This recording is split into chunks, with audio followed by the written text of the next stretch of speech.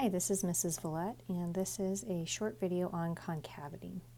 So we have a definition of what it means to be concave up or concave down, and you've probably seen concave up and concave down functions prior to calculus, but our definition is going to depend on calculus. So we're going to start with a differentiable function on an open interval I.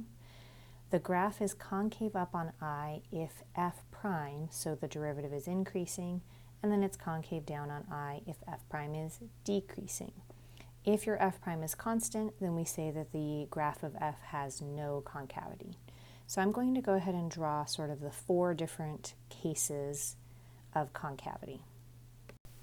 So I know I said I was going to draw 4 cases, but it looks like I've only drawn 2 functions, and that's because concave up is a single property of a function, and this is an example of a concave up parabola. And this is an example of a concave down parabola. So this one is concave up, and this one is concave down. Now it's really kind of 4 separate cases because there's a spot in each of these functions where the function changes from increasing to decreasing. So I want to talk about those cases separately because how you interpret the derivative in each of these cases and whether it's increasing or decreasing is a little bit different. So I'm going to start with the increasing sides. If we look at the tangent lines to each of these, we can clearly see that my tangent slopes are positive, so my f prime is greater than 0, and it's pretty clear to see that your f prime is increasing. So the slopes of those tangent lines are getting larger and larger. So maybe we're starting with a slope of 1/2 down here, and then when we're all the way up here, we have maybe a slope of 2. Okay, let's look at this one, the increasing side as well. So draw a few tangent lines.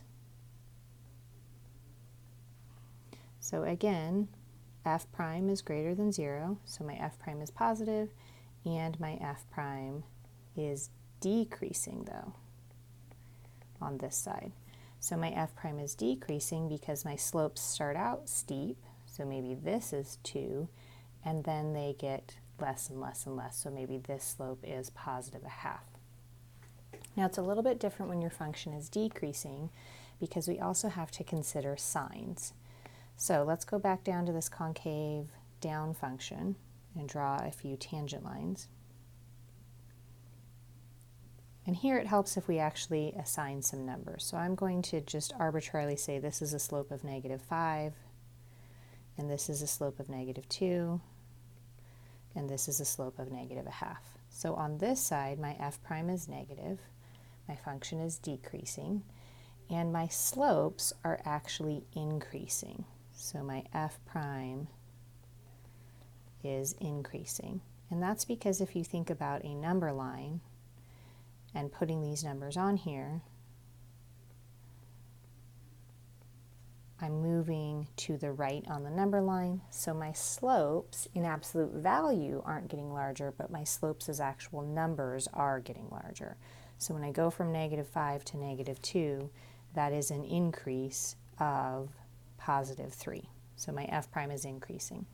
So in all of these cases, the whole entire function is concave up. It switches from concave up decreasing to concave up increasing. Now let's look at the concave down function. Similar idea, we're going to draw the slopes.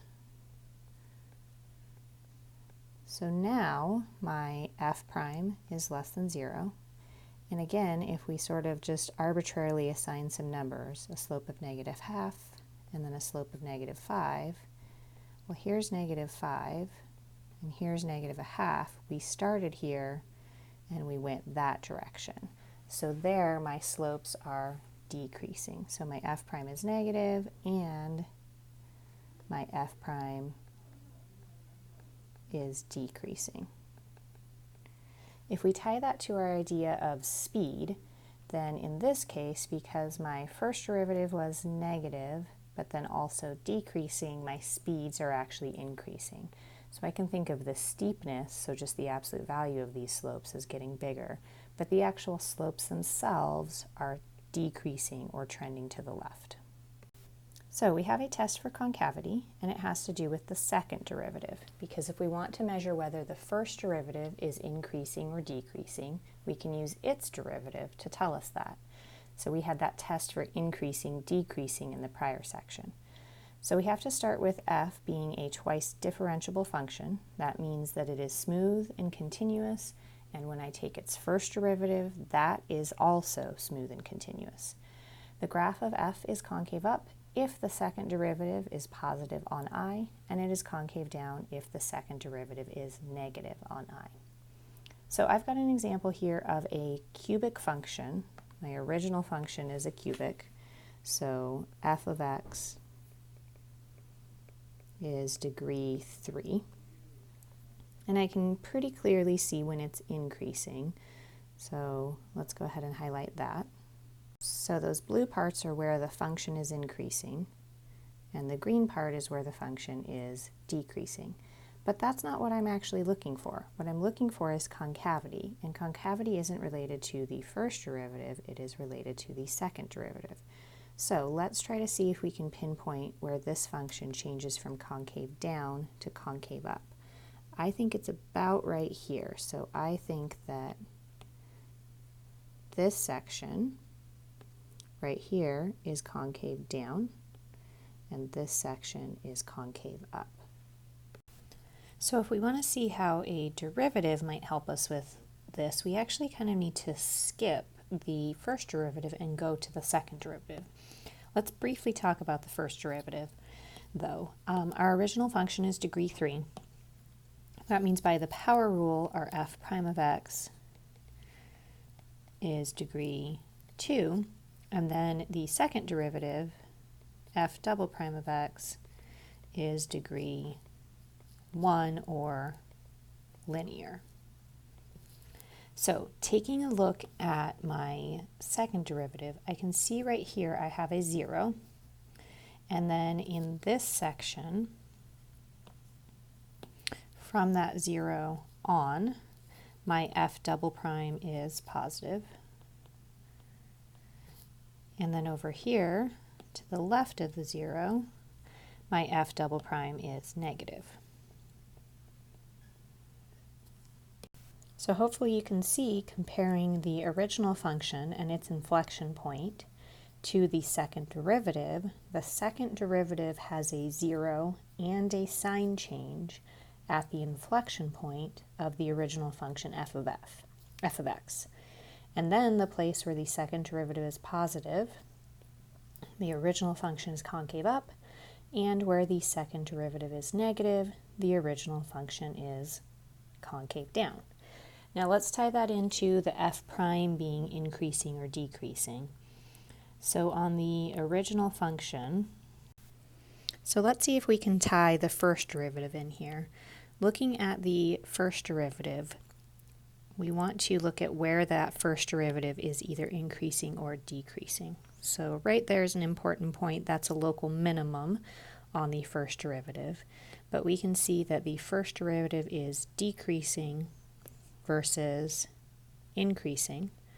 So on the left here, my f prime is decreasing versus on the right, my f prime is increasing. And so those again tie into the concavity of the original function. So decreasing first derivative, concave down function, increasing first derivative, concave up function, negative second derivative, concave down original function, positive second derivative, concave up original function. And that 0 is the inflection point. So we've got our inflection point on our original function. We have a minimum on my f prime, which corresponded to an inflection point on f, or we have a 0 on f double prime with a sign change, and that was our inflection point on f. So getting to our definition of what an inflection point is, a point of inflection is a point on the graph of f at which the concavity of f changes. So f either changes from concave down to concave up or vice versa. One thing to note is that a point inflection must be a point on the graph, so your function needs to be continuous there, and the second derivative has to change sign at c in order for the concavity to change. So this is going to tell us if we want to look for inflection points, we need to look for places where the second derivative is 0 or is undefined. If the second derivative is undefined, that could mean that the original function had an asymptote, or the original function was non-differentiable but changed concavity at that sharp kink or corner. So this next algorithm summarizes how to find those inflection points. To start with, we start similar to how we find intervals of increase and decrease. We start by finding the domain of the function.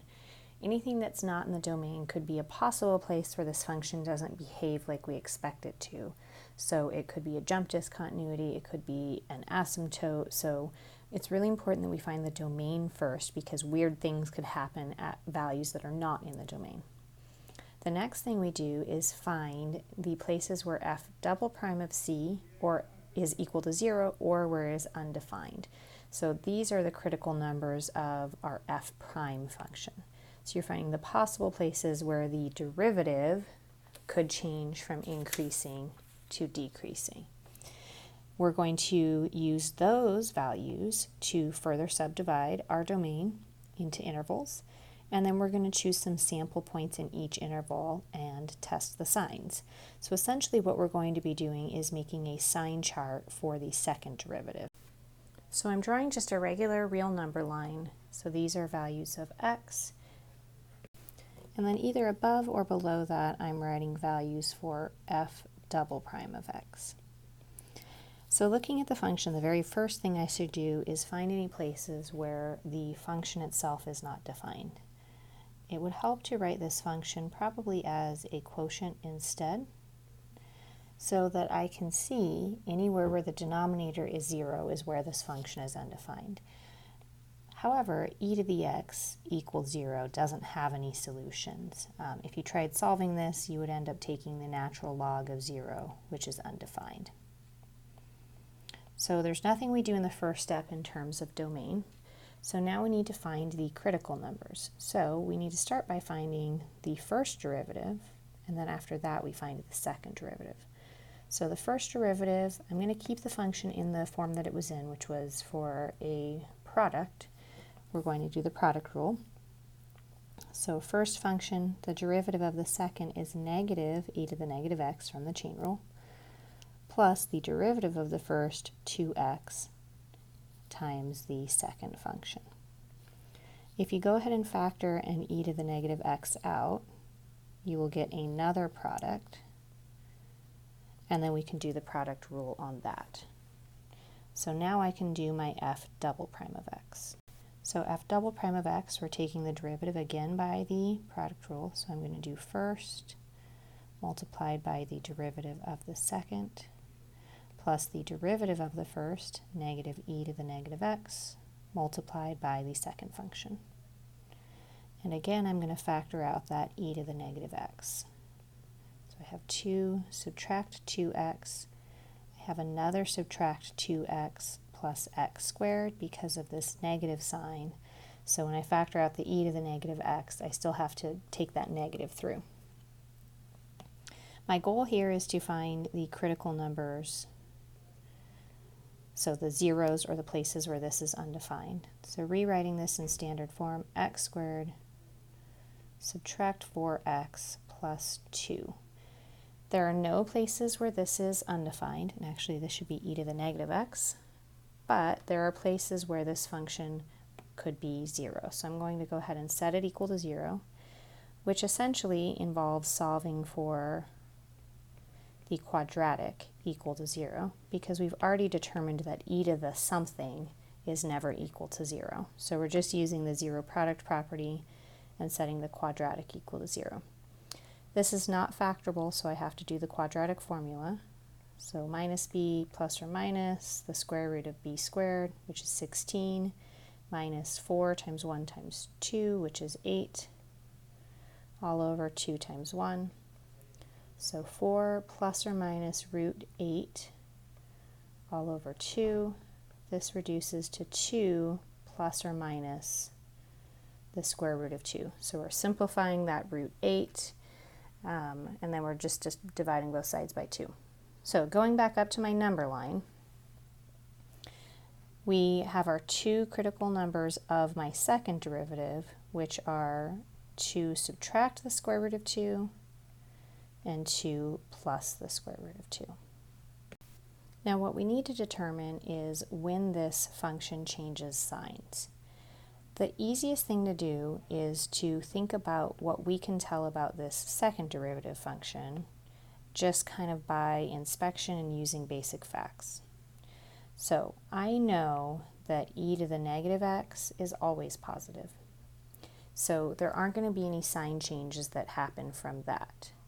And then I know that this is a parabola that's concave up. And what we did is we just found the zeros of it. So we found the zeros, and those are at 2 minus square root of 2 and 2 plus square root of 2. It might help you to know that square root of 2 is about 1.4, so to subtract the square root of 2 is about 0.6. And then 2 plus the square root of 2 is about 3.4, and then we've got our y-intercept up here at 2. So that's the parabola part of it. And I'm just looking for when that parabola, the actual y-coordinates of that parabola, possibly change sign. So I'm looking at values of f double prime. I can see that on the entire interval from negative infinity until that root, where my second derivative is 0, my parabola is positive. Then I can tell between the two x-intercepts my parabola is negative, I have a 0, and then my parabola is positive. So what does this mean for my original function? Well, the first thing that we need to think about is our intervals. So our intervals, our possible intervals, were from negative infinity to 2 subtract the square root of 2, from 2 subtract the square root of 2 to 2 plus the square root of 2, and then 2 plus the square root of 2 until infinity. So here are my intervals, and then my f double prime went positive, negative, positive. So my original function is concave up on the interval negative infinity to 2 subtract negative root 2. Then it is concave down, and then it is concave up. Let's go ahead and check these answers by graphing this function in Desmos. So what I have in this first graph is I've got the function graphed. I've defined it f of x is e to the negative x times x squared, and then I evaluated the function at those coordinates of my possible inflection points. So 2 minus square root of 2, f at that value, and then 2 plus square root of 2, f at that value as well. And so we can see visually that those points do look like they are inflection points. So they look like they are places where the function changes concave up. So concave up here, and then concave down, and then it looks like it's starting to go concave up again. And in the next graph, I'm going to show you how the second derivative confirms this information. On this graph, I've got the second derivative graphed, and I just use double prime when I'm doing this in Desmos. And we can see that the places that we have marked as possible inflection points do appear to be the places where the second derivative changes signs. So where the second derivative changes positive to negative going through a 0. So this blue graph is my f double prime of x, and for this whole section here, the f double prime is positive, and my original function is concave up, and then also right here. So that's where my f double prime is positive, and then here my f double prime goes negative, and that's where my function is concave down. So again, the places where the f double prime is positive are where my original function is concave up, and then the places where the f double prime is negative is where my original function is concave down.